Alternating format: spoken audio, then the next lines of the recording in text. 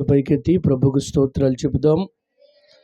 ఘనంగా చెబుదామా? ఒకసారి సపోర్ట్లు కొట్టి యేసయ్య నామాన్ని మహిమపరుద్దాం. దేవుని పరిశుద్ధ నామానికి మహిమ కలుగునుగాక. ఈ ప్రాంత ప్రజలకి, పరిసర ప్రాంతములున్న ప్రజలకి మన ప్రభు అయిన యేసుక్రీస్తు దేవుని నామములో గ్రేస్ న్యూ లైఫ్ మినిస్ట్రీస్ తరపున సంఘ పెద్ద మోషే గారి కుటుంబాన్ని ఆధారం చేసుకొని వారి కుటుంబానికి, ఈ ప్రాంతంలో ఉన్న ప్రజలకి సంఘపక్షమున కూడొచ్చిన మీ అందరికీ ప్రభు పేరిట అందరికీ వందనాలు. చేతులైతే కనపడుతున్నాయి, నోటి మాట్లాడలేదు. అందరికీ వందనాలు. దేవుడు మిమ్మల్ని దీవించును గాక. మంచిది. ఈ రాత్రి దేవుని వాక్యాన్ని మనము వింటున్నప్పుడు పరిశుద్ధాత్మ దేవుడు నిన్ను బలపరుచును గాక. వాక్యమే విత్తుతున్నప్పుడు వాక్యము నీ యొక్క హృదయములోకి పోవాలని ప్రభు పేరిట నీకు తెలియచేస్తున్నాను. వాక్యము వినేటప్పుడు శ్రద్ధగా వినటం వల్ల నువ్వు ఆశీర్వదించబడతావు. బహు క్రొత్త మాటలు, శ్రేష్టమైన మాటలు ప్రభు నీకు వినిపించును గాక. కీర్తనల గ్రంథము 96వ కీర్తన, పరిశుద్ధ గ్రంథములో నుంచి కీర్తనల గ్రంథము 96వ కీర్తన 8వ వాక్యాన్ని చూడండి. యెహోవా నామమునకు తగిన మహిమ ఆయనకు చెల్లించండి. చిన్న ప్రార్థన చేసుకుందాం. మీ కుడి హస్తాలు పైకెత్తండి. ఒక్క చెయ్యి మాత్రమే, ఒక చెయ్యి మీ ఒళ్ళో పెట్టుకోండి. ఒక చెయ్యి మాత్రమే ఎత్తండి. మీ కుడి చెయ్యి. పరిశుద్ధాత్మ దేవుడా, జీవము కలిగిన మా తండ్రి, యెహోవా నామమునకు తగిన మహిమను చెల్లించమని చెప్పినావు ప్రభువా. మహిమ నీకు మాత్రమే కలుగునుగాక, ఘనత నీకు మాత్రమే కలుగునుగాక, ప్రభావములు నీకు మాత్రమే కలుగునుగాక. సమస్త స్తుతులు, ఘనతలు, మహిమ, ప్రభావములు ప్రభువా నీకే కలుగునుగాకనైనా. కేవలము మాకు నీ దగ్గర నుంచి దీవెనలు, ఆశీర్వాదాలు, ఆదరణ, కృప మా మీద ఉండును గాక.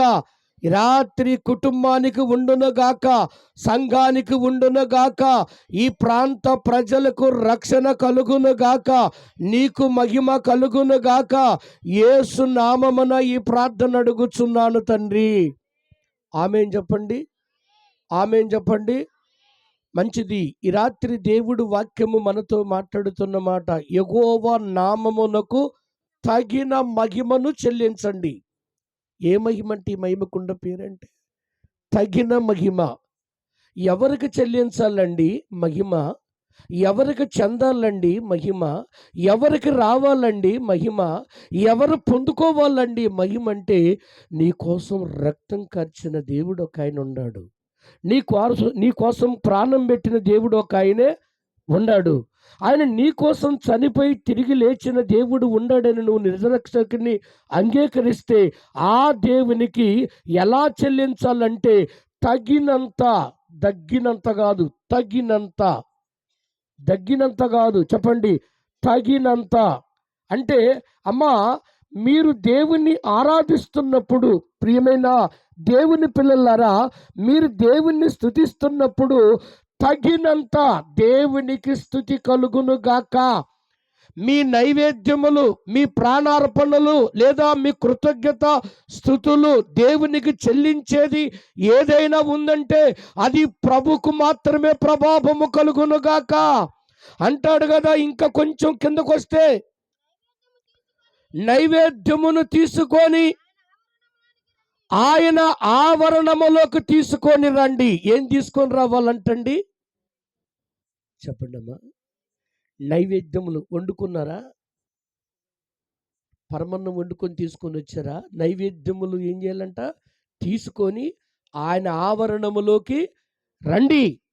ఆవరణం అంటే ఏంటంటే దేవుని మందిరం అనుకుందాం. దేవుని సన్నిధిలో కూర్చున్న ఆ స్థలం అనుకుందాము. ఆయన ఆవరణములోకి తీసుకొని రండి. ఏం తీసుకొని రమ్మంటున్నాడు రా బిడ్డ? ఏం తీసుకొని రమ్మంటున్నాడు? వెనకుండోళ్ళు చెప్పండి. నైవేద్యము ఎక్కడ తీసుకొని రావాలి? ఆయన సన్నిధిలోకి తీసుకొని రావాలి. తగినంత మహిమ దేవునికి కలిగించాలి. దేవునికి ఘనత వచ్చేటట్టుగా ప్రభుని ఆరాధించాలి. నైవేద్యములంటే ఏదో మనం వండుకున్న నైవేద్యం కాదండి. నీలోనే ఒక నైవేద్యము లాంటి ఆ సమర్పణ కలిగిన జీవితము దేవునికి మనం ఎప్పుడైతే ఇస్తామో అదే దేవునికి ఇష్టమైన నైవేద్యము. నువ్వు ప్రార్థనే కావచ్చు, ఉపవాస ప్రార్థనే కావచ్చు, కన్నీటి ప్రార్థనే కావచ్చు, ఏవండి ఇంకా దేవునికి నువ్వు చేయవలసిన ప్రార్థన, ఇవ్వాల్సిన అర్పణలు ఏదైనా ఉన్నాయంటే ప్రభు నీ ద్వారాగా చేసిన మేలును బట్టి ప్రభుకు స్తుతి చేయించటము, ప్రభుకు ఘనత చెల్లించటము, ప్రభుకు మహిమ చెల్లించటము, అలాంటి చెల్లించటమే దేవునికి నైవేద్యం తీసుకొని రావటము. ఎక్కడికి తీసుకొని రావాలి, ఎప్పుడు తీసుకొని రావాలంటే అన్యజనుల మధ్యలో కన్నాడు అక్కడ, లేదా ఆయన ప్రాణార్పణలు తీసుకొని ఆయన ఆవరణములోకి తీసుకొని రమ్మలంటాడు. అంతేకాదండి, అక్కడ ఇంకొక మంచి మాట ప్రభు చెబుతున్నాడు. 6వ వచనాన్ని ఒక్కసారి చదవండి, అదే అధ్యాయము. ఘనత ప్రభావములను ఎక్కడున్నాయండి? ఘనత ఆయన సన్నిధిలో ఉండయి, ప్రభావములను ఆయన సన్నిధిలో ఉన్నవి. తర్వాత బహుశర్యములు ఆయన పరిశుద్ధ స్థలములో ఉండయి. ఏ స్థలములో ఉండయి చెప్పండి? పరిశుద్ధమైన స్థలములో ఉండయి. ఎక్కడండి ఆయన పరిశుద్ధ స్థలం అంటే? ఎక్కడైతే నా నామమున 2 3 కూడి ఉంటారో అక్కడ నేను ఉంటున్నాడు. ఉంటున్న దేవుడు ఎలాంటి వాడు? పరిశుద్ధుడు. చెప్పండి, ఉంటున్న దేవుడు ఎలాంటి వాడండి? పరిశుద్ధుడు, పరిశుద్ధుడు, పరిశుద్ధుడు. చెప్పండి మీ నోటుకుంటా, పరిశుద్ధుడు, పరిశుద్ధుడు. ఘనత ప్రభావములు ఆయన సన్నిధిలో ఉండయంట. ఆ ఘనత నీకు ఇవ్వటానికి, ఆ ప్రభావములు నీకు కలగటానికి ఈ రాత్రి నువ్వు చేయాల్సింది ఏందో తెలుసండి? తగిన మహిమను దేవునికి చెల్లించండి, తగినంత దేవుణ్ణి ఆరాధించండి. ఆరాధన చేస్తే 10 నిమిషాలే, మనం 10 నిమిషాలు కూడా చేయమండి, 10 నిమిషాలు కూడా మనం నిలబడమండి. దేవుని సన్నిధిలోకి వచ్చినప్పుడు ప్రార్థన మోకాళ్ళ మీద చేసినా, చేతులెత్తి ప్రార్థన చేసినా, లేదా ఆరాధన చేసినా, మందిరములకు వచ్చిన కదలకుండా, తిరగకుండా, అటు ఇటు చూడకుండా ఆయన సన్నిధిలో నిలిచి ఉండటమే, లేదా గంటలు గంటలు గంటలు గంటలు ఆయన సన్నిధిలో ప్రార్థన చేయటమే. అదిగో దేవుణ్ణి మనము స్తుతించటమే, ఆయనను మనము గణపరిచిన వారమండి. అలాంటి మహిమ, అలాంటి ప్రభావము దేవునికి కలిగినట్టుగా మనం చేస్తున్నామండి. పైనే మాత్రమే మనం పైన చేస్తున్నాం, పని చేస్తున్నాం, ప్రార్థన చేస్తున్నాం. 5-10 నిమిషాలే ప్రార్థన. ఎప్పుడు ముగిస్తే బాగుంటురా అని అనుకుంటాం, కానీ సమయమంతా మన పని కోసమే ఉపయోగిస్తాము. ఏమండి, మరి దేవునికి ఇచ్చే సమయము మాత్రము కొద్ది సమయాన్ని దేవునికి ఇస్తాము. కానీ కొద్ది సమయాన్ని దేవునికి ఇచ్చి పెద్ద పెద్ద కార్యాలు దేవుడు కావాలని, దేవుడు చేయాలని అడుగుతుంటాం. చేసిన చిన్న ప్రార్థనైనా పెద్ద బహుమానాలు కోరుకునే వాళ్ళు ఉన్నారు. అలా కోరుకుంటే ఇవ్వడని నేను చెప్పట్లేదు, కానీ ఇస్తాడు. కానీ తగిన మహిమను దేవునికి నువ్వు స్తుతి చెల్లించాలి, స్తోత్రం చెల్లించాలి, ప్రార్థన చెయ్యాలి. అలా చేయటం వల్ల దేవుడు నిన్ను ఆశీర్వదించును గాక. హల్లెలూయా. ఇంకా అంటాడండి పరిశుద్ధాత్మ దేవుడు, 10వ వచనం చదవండి. యెహోవా రాజ్యము చేయుచున్నాడు, లోకము కదలకుండా స్థిరపరచబడి ఉన్నది. దేవునికి స్తుతి కలుగును గాక. ఆయన రాజ్యాన్ని పరిపాలన చేస్తే లోకమంతా కూడా కదలకుండా, మెదలకుండా ఆయన సన్నిధిలో ఉన్నాయంట, ఆయన సన్నిధిలో ఉన్నారంట.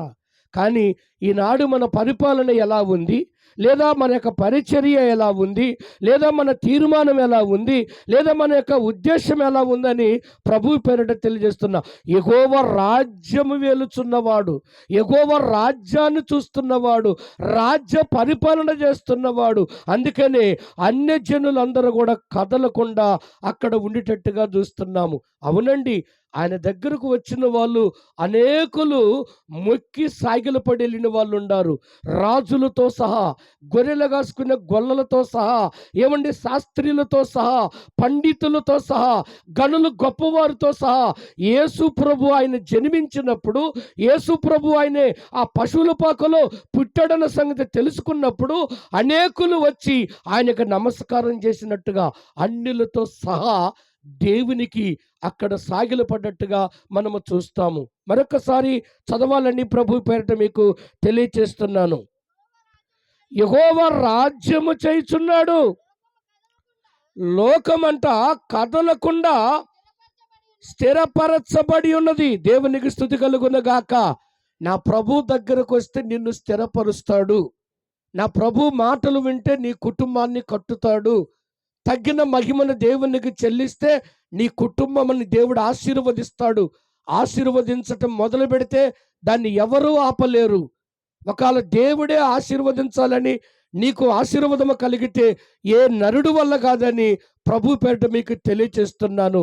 అవును, ఆయన స్థిరపరచటమే కాదు, నిన్ను నన్ను ఇంకా చాలా దీవించాలని ఆశపడుతున్నాడు. చదవండి. న్యాయమును బట్టి చూశాడండి. న్యాయాన్ని బట్టి ఆయన జనములకు ఏం చేస్తాడండి? పరిపాలన. పరిపాలన. అమ్మ నిద్రపోయినట్టుగా కనిపిస్తున్నారా? ఆయన రాజ్యాన్ని పరిపాలన చేస్తే ఎలా ఉంటారంటే అది న్యాయంగా ఉంటుందండి.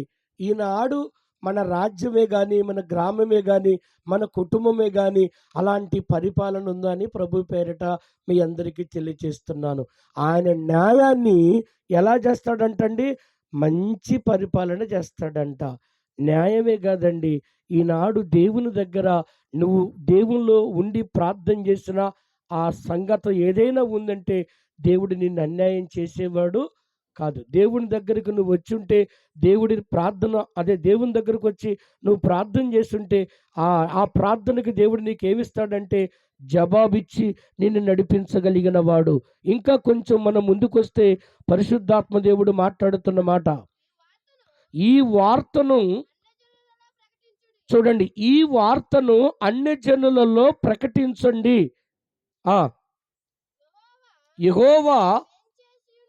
యెహోవా మేలు చేసి ఉన్నాడు, ఆకాశమా సంతోషించునుగాక, భూమి ఆనందమిచ్చునుగాక. దేవునికి స్తుతి కలుగునుగాక.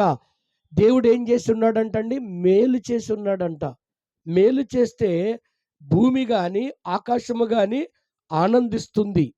ఏవండి? సంతోషిస్తుంది. మరి నీ పరిస్థితి ఎలా ఉంది? దేవుని దగ్గరకు వస్తే సంతోషం ఉంది, దేవుని దగ్గరకు వస్తే ఆనందం ఉంది.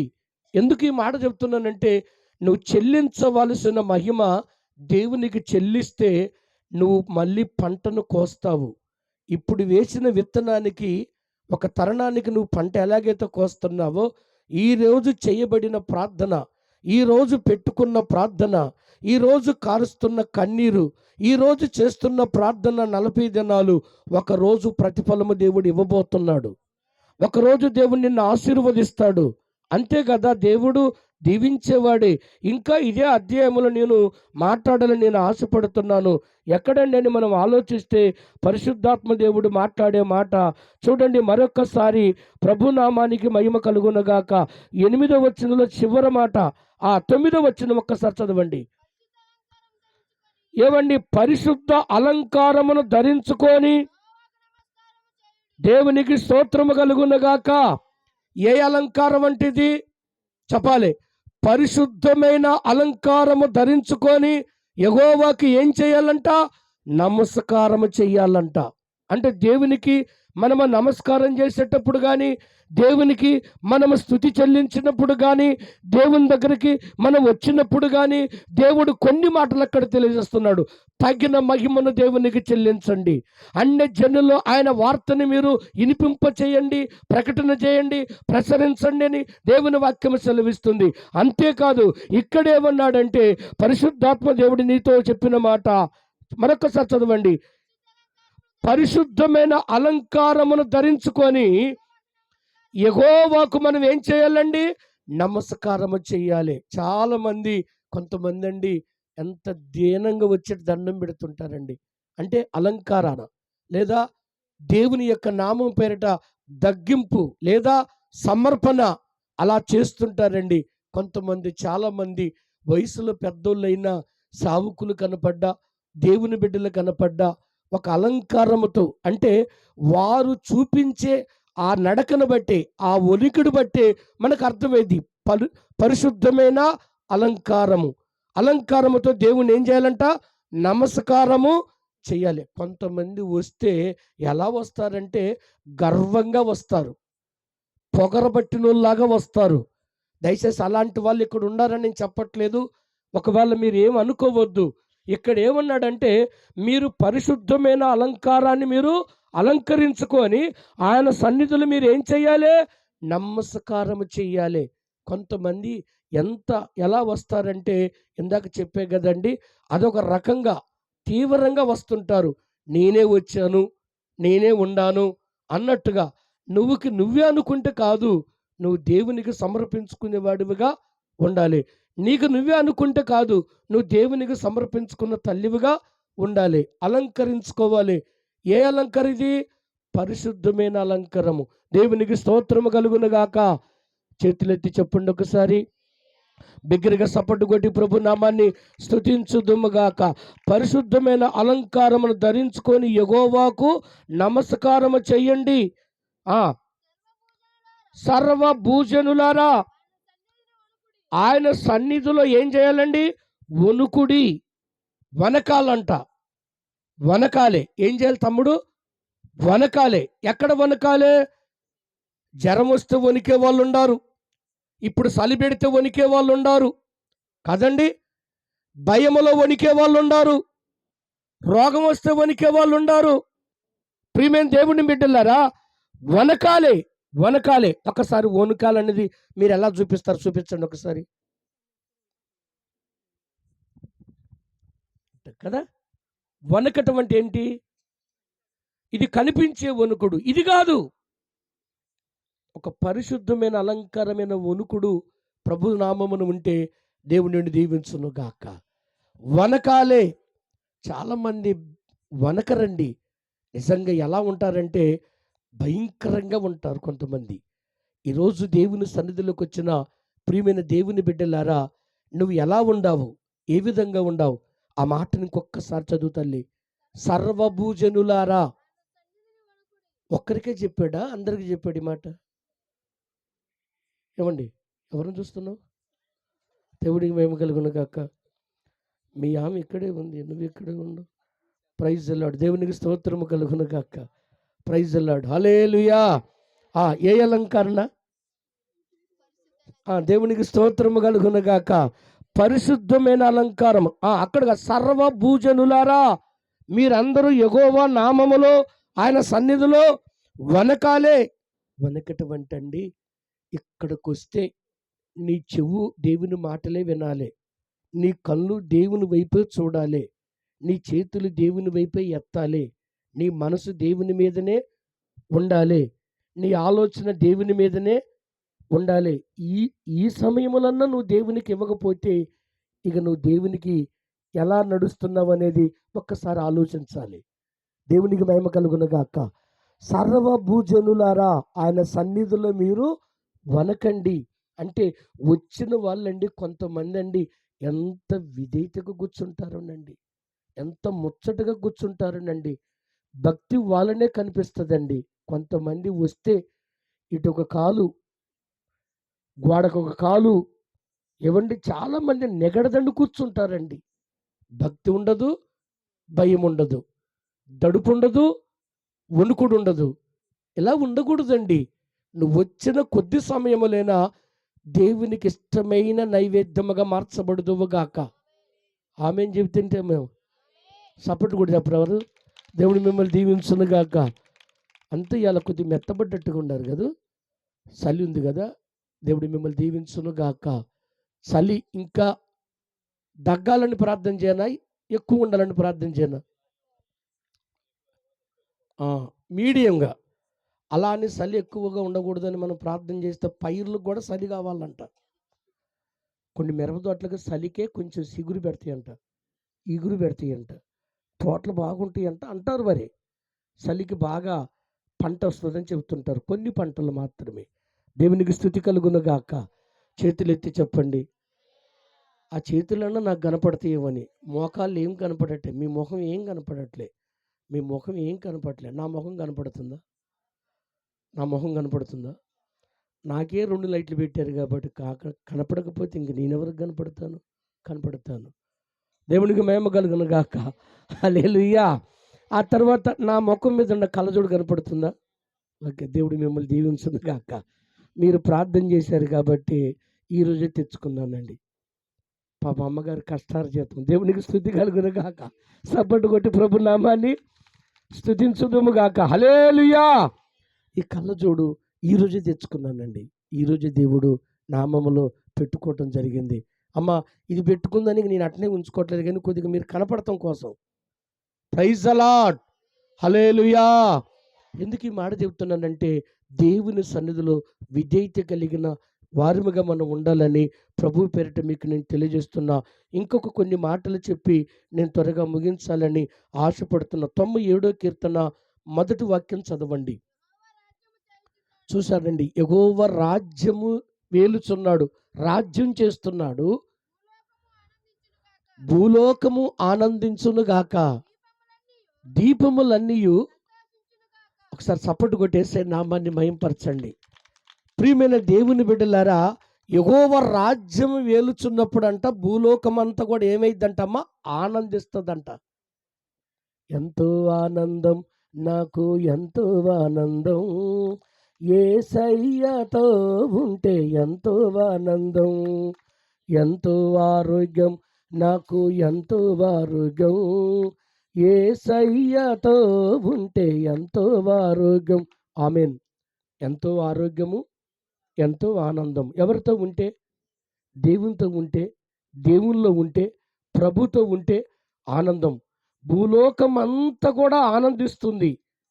ఈ నెల పోతే వచ్చే నెల అంతా కూడా ఆనందమే ఆనందం, సంతోషమే సంతోషం, సంబరాలే సంబరాలు. హల్లెలూయా.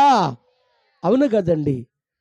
నిజంగా అండి, ఈ సంబరాలు అనగా నాకు ఒకటి గుర్తొచ్చింది. ఈ మధ్య ఒక పాస్టర్ గారు ఫోన్ చేసి ఈస్ట్ గోదావరి నుంచి ఫోన్ చేశాడు. అయ్యా, మీ యొక్క పాట సంబరాలు సంతోషం అనే ఒక పాట ఉంది, ఆ పాట యూట్యూబ్లో పెట్టారు.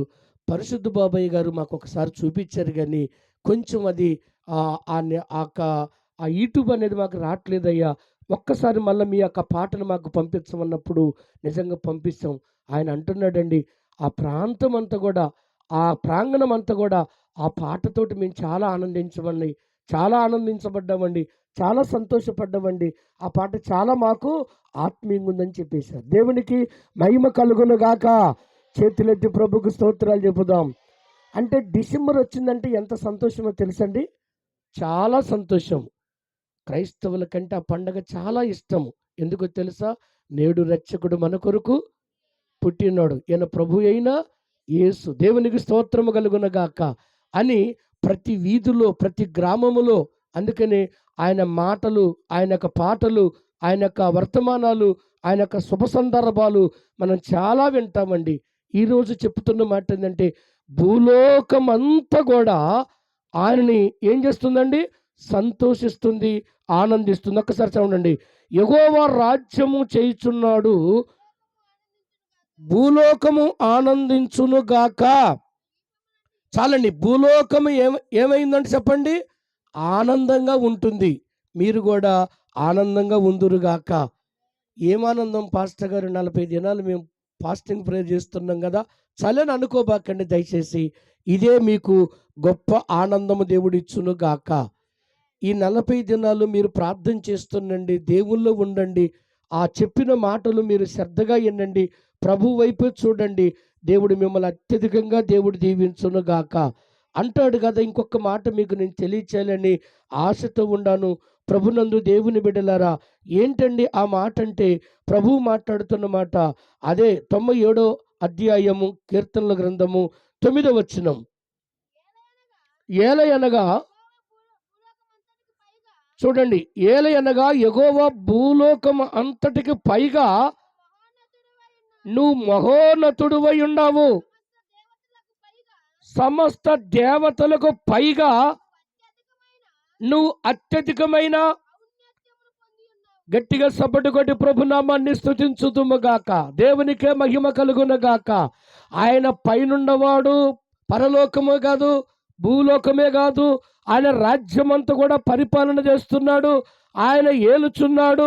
ఆయన భూలోకాన్ని పరిపాలన చేస్తున్నాడు. ఆయన న్యాయవంతుడు. ఆయన న్యాయాన్ని, తీర్పును తీర్చగలిగిన వాడు. ప్రియమైన దేవుని బిడ్డలారా, ఇదిగో దేవుడు అంటున్నాడు కదా, యెహోవా నామమును, యెహోవా రాజ్యమును ఆయన చేయుచున్నాడు. రాజ్యము వేలేవాడు.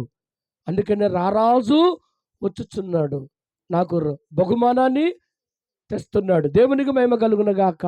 రారాజు, యువరాజు, నిజంగా రాజులకు రాజంట. దేవునికి మహిమ కలుగునగాక. అయ్యా, ఆ దేవతలు అందరికి పైగా మహాత్మ కలిగిన మహారాజు. సరే సపోర్ట్ కొట్టాడండి. ఎవరికి రాజండి? మనము మనుషులకు రాజైతే ఆయన దేశానికి, దేశములుండ సమస్త దేవతల కంటే పైగా మహోన్నతమైన రాజు, మహా గొప్ప రాజు. అదిగో ఆ దేవునికి మనం ఎలా చెల్లించాలంటే తగినంత దేవునికి మహిమను చెల్లించాలి. తగినంత. సామాన్యుడు కాదు ఆయనే. పూజకు వరుగుడు, పూజారుకుడు, మహిమోన్నతుడు, పరిశుద్ధుడు, స్తుతికి, ఘనతకి, మహిమకు, ప్రభావములు కలిగిన వాడు. దేవునికి స్తోత్రము కలుగునుగాక. యేసయ్యకు ఒక మంచి స్తోత్రం చెప్పండి. గట్టిగా ఒకసారి దేవునికి స్తోత్రాలు చెప్పండి. ఈ మాట చదువుతున్నప్పుడు మీ జీవితంలో ఒక అద్భుతం కనిపించట్లేదా? మళ్ళొక్కసారి చదువునా మాటని.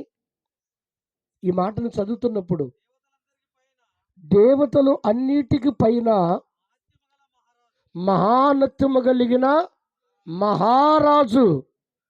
మహారాజు దేవునికి స్తోత్రము కలుగునగాక.